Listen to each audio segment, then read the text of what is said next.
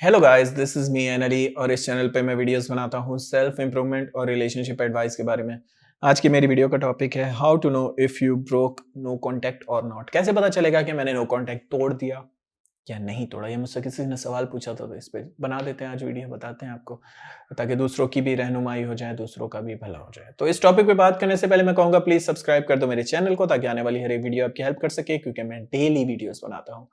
And if you want paid consultation, you can contact me on Instagram. The link is in description. So, कैसे पता चलेगा कि मैंने no contact तोड़ दिया या नहीं तोड़ा? क्योंकि अक्सर लोगों को ये सवालात होते हैं इस तरह के कि हम दोनों एक क्लासरूम में हैं या हम दोनों एक साथ जॉब करते हैं, तो कैसे पता चलेगा नो कांटेक्ट मैंने तोड़ा या नहीं?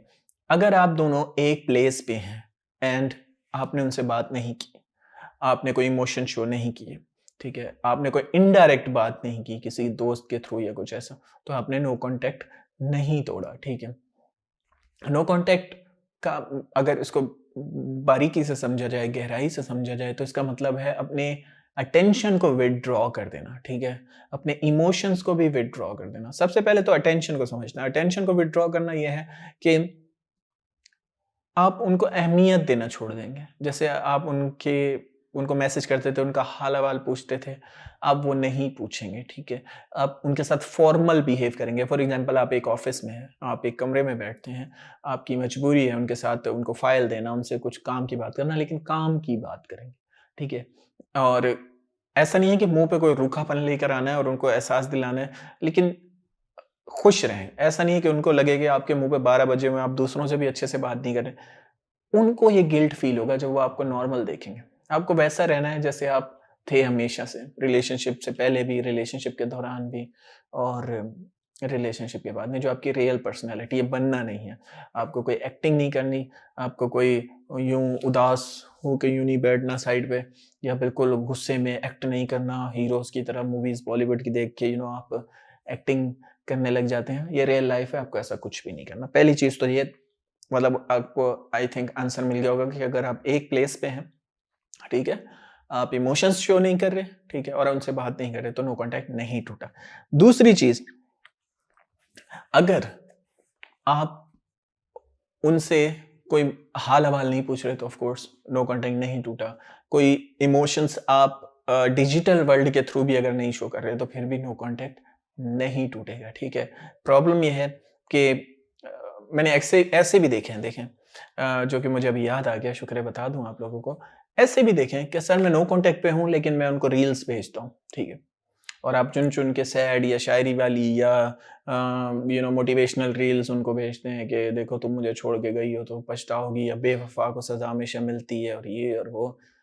ये कुछ भी नहीं करना, उनको उनके हाल पे छोड़ देना, ये सबसे बड़ी गलती है। या आपकी स्ट्रीक्स चल रही होती हैं, एक तो टीनेजर्स का ये भी बड़ा सवाल होता है कि सर मेरी स्ट्रीक चल रही है, क्या मैं स्ट्रीक चलाऊँ उनसे या नहीं? नहीं, आपको नहीं चलानी कोई स्ट्रीक्स उनसे, ठीक है?